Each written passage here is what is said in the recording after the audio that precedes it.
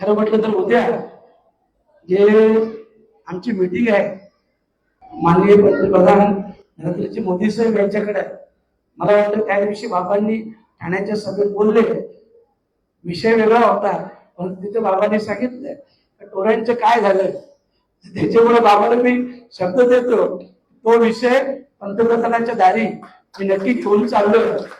कारण 3 विषयावर मी माननीय पंतप्रधान महोदयांशी बोलणार आहे.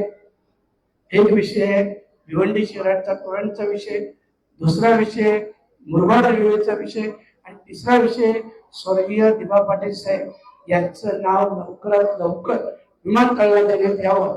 या 3 मागण्या प्रामुख्याने मी पंतप्रधान महोदयांनी करणार आहे आणि मला विश्वास आहे, कारण आपल्या सगळ्यांच्या आशीर्वादाने सहकार्याने मला वाटतं आपला समाज पहिल्यांदा जंतर मंतरवर पोहोचला आणि जेव्हा आपण जंतर मंतरवर पोहोचतो तेव्हा नक्कीच क्रांती होतो. कारण जंतर मंतर मैदानाचा इतिहास आहे, या मैदानावर अनेक इतिहास रचले गेलेले आहे आणि म्हणून लवकरात लवकर आपल्याला न्याय मिळेल. आणि जर समजा या न्यायामध्ये काही उशीर झाला, बाबा बोलले आपली ताकद दाखवायला लागेल, बाबा मी नक्कीच सांगतो की 1-1.5 महिन्यानंतर जर आपल्याला न्याय मिळाला नाही सगळ्याच मागण्या संदर्भात, तर आपण एकच मोर्चा आता काढू आणि पूर्ण समाजाची.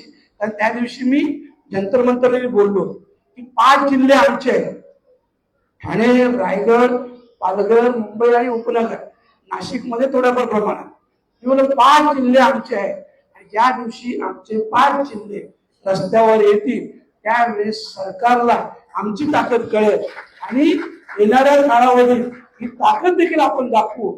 तर काही असू द्या, मी पाहिलं की आता आपली लोक एक होत चालल्यात, संघटित होत आहेत आणि ही एक चांगल्या गोष्टीची नांदी आहे, जेणेकरून मी सांगतो आपला समाज हा सदोदित चांगल्या गोष्टींचा स्वीकार करत आलाय, सगळ्या लोकांचा सन्मान करत आलाय. म्हणून ते सगळे जिल्हे एवढ्या मोठ्या प्रमाणात डेव्हलप झाले. जर आपली नकाराची भूमिका असते डेव्हलप झाले असते का? आणि म्हणून ही आपली चांगली भूमिका आहे आणि एक ना एक दिवस नक्की आपल्या सगळ्यांना एकी व्हायला लागेल आणि आपण होईल समाजासाठी किंवा इतर गोष्टींसाठी करू शकतो.